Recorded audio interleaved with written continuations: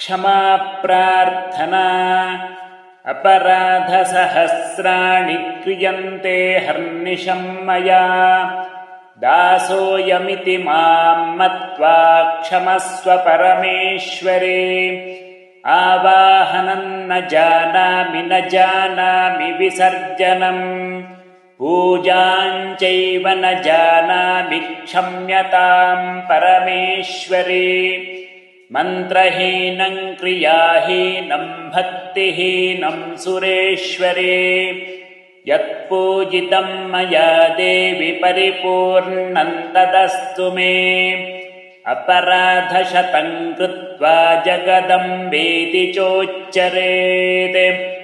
यां गतिं समवाप्नोति न तां ब्रह्मादयः सुराः सापराधोऽस्मि शरणं प्राप्तस्त्वां जगदम्बिके इदानीमनुकम्प्योऽहं यथेच्छसि तथा कुरु अज्ञानाद्विस्मृतेर्भ्रान्त्यायन्यूनमधिकं कृतम् तत्सर्वं क्षम्यतां देवि प्रसीद परमेश्वरी कामेश्वरि जगन्मातः सच्चिदानन्दविग्रहे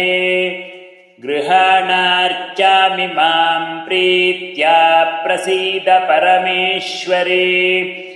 गुह्यातिगुह्यगोप्त्रे त्वं गृहाणास्मत्कृतं जपम्